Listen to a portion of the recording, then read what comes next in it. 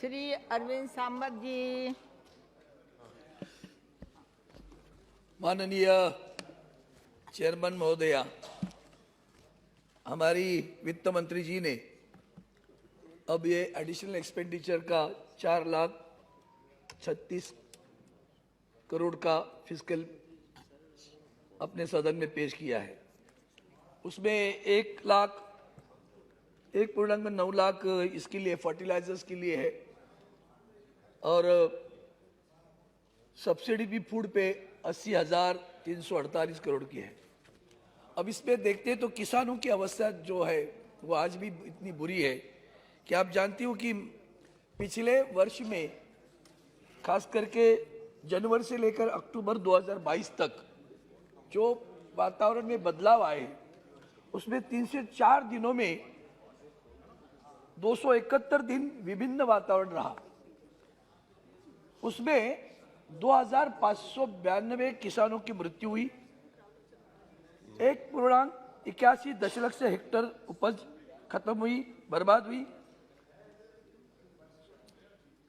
4,22,812 घरों का नुकसान हुआ, 69,390 जानवरों की मृत्यु हुई। ये पूरे देश की हालत है। इसमें हमारे महाराष्ट्र में भी बहुत सारी मृत्यु हुई।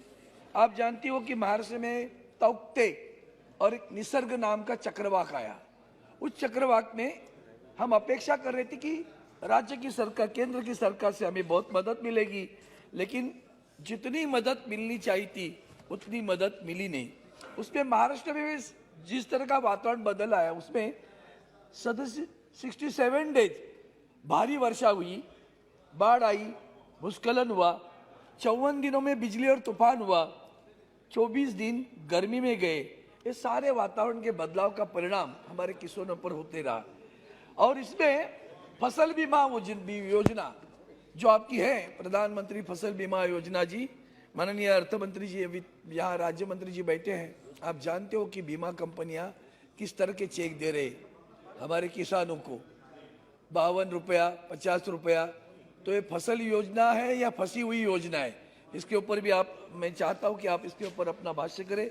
हमारे यहाँ गाँव में जो PMGSY में जो रास्ते बनने हैं, सड़कों की मांग है, उस सड़कों की मांग पर आज सुबह हमारे विनायक राउत जी का भी और हमारे ओम राजे निम्बालकर का सवाल था। उस सवाल में भी आप देखिए कि PMGSY में जो सड़कों की मांग होती है 6,000 किलोमीटर की बात ही है, इस बार तो सिर्फ 271 किलोमीटर दिए, तो 3,000 किलोमीटर बचे हुए हैं। इतने छोटे छोटे दे दोगे। छत्तीसगढ़ को जब 5,000 किलोमीटर देते हो तो महाराष्ट्र को 400 किलोमीटर देते हो, तो ये अच्छा नहीं लगता। इसमें आपको ध्यान देने की आवश्यकता है, मैं मांग करता हूँ। सागरमाला योजना के तहत 70 करोड़ रुपए आपने दिया। आप महाराष्ट्र के हो, विशाखापट्टनम का पुनर्विकास के लिए पैसे दिए, बहुत स्वागत करता हूँ। क्यों मुंबई बंदरगाह के बारे में बात नहीं करते? जब हमारे मंत्री जी आदरणीय गडकरी साहब थे तो उन्होंने पूरे पूर्व किनारे का विकास करने की बात की थी, एक प्रोजेक्ट बनाया था। आज तक उस प्रोजेक्ट के बारे में कुछ भी बात नहीं हो रही है। मैं चाहता हूं कि इसके बारे में भी सागरमाला में ध्यान देने की आवश्यकता थी। मुंबई बंदरगाह, JNPT बंदरगाह, वहां अदानी पोर्ट की बात होती है, दोनों बंदरगाह डब्बे में जा रहे हैं और कुछ भी नहीं मदद करेंगे। आप ध्यान में नहीं दोगे और आप महाराष्ट्र के होकर भी वो तो छोड़ो, मुंबई भी ये मत सोचो, ये महाराष्ट्र का अभिमान की बात होगी अगर आप उसके ऊपर ध्यान दोगे।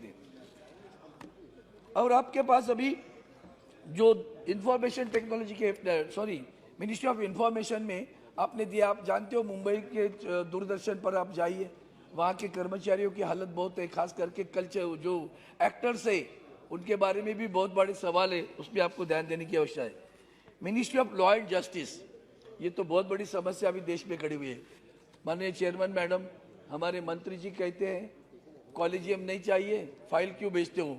वहाँ से राष्ट्रीय जो न्याय आयोग बना उसको बर्खास्त कर दिया सुप्रीम कोर्ट ने। ये लड़ाई अपने लिए अच्छी नहीं है। संविधान के तहत जो चारों महत्वपूर्ण स्तंभ है, अगर वो आपसे लड़ते रहेंगे, आपस में लड़ते रहेंगे, तो न्याय किस कब मिलेगा? आप ये लगता है। मिनिस्ट्री ऑफ रेलवे में आपने 12,000 करोड़ दिया, मैं स्वागत करता हूँ, लेकिन एक बात आपको बोलता हूँ कि हमारे मुंबई में विक्टोरिया टर्मिनस था, उसका नाम छत्रपति शिवाजी महाराज टर्मिनस हुआ।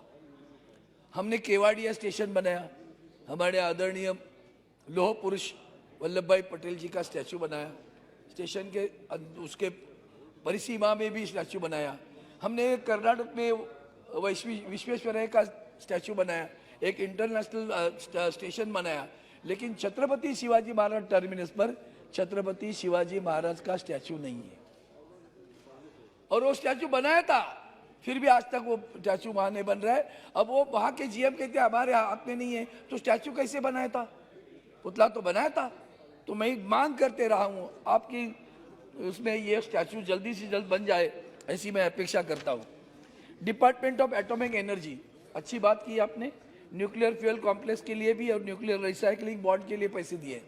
सर परसों मैं इतवार को मैं अणुशक्ति नगर में गया था, वहाँ की यूनियन का कुछ प्रोग्राम था, तो वहाँ एक 5 मिनट लगेंगे प्लीज। वहाँ ये मांग हुई कि मुझे बुरा लगा इस बात का, इतना महत्वपूर्ण अभिमान का वो एटॉमिक एनर्जी का प्रकल्प, वहाँ के कर्मचारियों की सुनवाई अधिकारी नहीं कर रहे हैं, थोड़ा सा असंतोष वहाँ पैदा हुआ है। मैं आपको विनती करता हूँ उसके आप ध्यान दीजिए और जल्दी से जल्दी। एमटीएल बीएनसीएल के बारे में तो सभी बता रहे, आपने उसका जो वैलिडिटी गैप फंडिंग किया है, स्वागत करता हूँ। 1.64 करोड़ का वो बना था, 22 जुलाई की जो मीटिंग हुई कैबिनेट में, उसमें 1.65 करोड़ का आपने रिवाइवल पैकेज दिया है, लेकिन अभी भी उसके ऊपर जब मर्जर की बात नहीं हो रही, इसमें मेमटेल को पूरा मतलब दुर्लक्षित किया जा रहा है। क्या कर रहे हैं? मुंबई और दिल्ली शहर में हम सर्विस दे रहे हैं, आप यहाँ ही इतनी तकलीफ दीजिए। देखो अपनी सर्विस कैसी है मैडम। एक 2 मिनट और 2 मिनट और 2 मिनट में खत्म हो, तो एटलीस्ट मैं अपेक्षा करता हूँ वो मर्जर की जो बात है वो जल्दी से जल्दी करिए और उससे लोगों को, हमारे कर्मचारी को राहत दीजिए। मिनिस्ट्री ऑफ टेक्सटाइल, आप जानते हो मुंबई शहर में एनटीसी कितनी मिली, उसका पुनर्विकास की बात आती है, उसमें ध्यान देने की आवश्यकता है। समय कम है, इसकी ज़्यादा डिटेल में नहीं जाता हूँ। मिनिस्ट्री ऑफ एजुकेशन में आपने जो दिया है उसमें मैं बार बार मांग करता हूँ, नए बच्चे को साइबर क्राइम सिखाओ, मॉरल सिखाओ, क्योंकि आजकल बच्चे जो जिस तरह से अपराध में मिल रहे हैं वो बहुत बुरा लग रहा है। राष्ट्रीय संपत्ति का उनको एक कल्चर पैदा करने की आवश्यकता है, स्वच्छता अभियान की करने की आवश्यकता है, उसमें आपको ध्यान देने की आवश्यकता है। आज वही मुद्दे, अनएम्प्लॉयमेंट का एक मुद्दा बोलता हूँ, और एलआईसी का जो आपने अभी इन्वेस्टमेंट की जो बात की है, एलआईसी को आपने कहा कि आईडीबीआई बैंक के आपकी जो 15% स्टेक था वो 51% करने को लगाया, और एलआईसी ने 25,000 करोड़ रुपया आईडीबीआई में डाला। अब आप कहते हो कि एलआईसी के शेयर 30% वापस बेचने को आ रहे हो, और बिकने जा रहे, तो एलआईसी ने वो 60 रुपीज में खरीदा था, अब कितने क्या दाम में आप बेचने जा रहे हो? और उसमें आपने यहाँ जो रिपील एक्ट, आईडीबीआई का रिपील एक्ट बना था, तो कर्मचारियों को गारंटी दी थी कि आपकी जॉब सुरक्षित रहेंगे। इसके बारे में उनके मन में शंका है, और इसलिए मैं आपसे प्रार्थना करता हूँ, एक वाक्य में करता हूँ, और इसलिए आज अनएम्प्लॉयमेंट की जो बात आ रही है वो बहुत बहुत गंभीर प्रश्न लेगी। किसानों के बारे में दुर्लक्ष्य हुआ, आज कर्मचारियों के बारे में दुर्लक्षित हो रहा है, और इसके लिए कहीं भी प्रावधान नहीं है। हम एम्प्लॉयमेंट, अनएम्प्लॉयड एटलीस्ट कुछ उनको कुछ देने के लिए तो रखो, कोई रहा ही नहीं, जॉब नहीं, कंपनियां बंद करते जा रहे हो और लोगों का अनएम्प्लॉयमेंट बढ़ रहा है।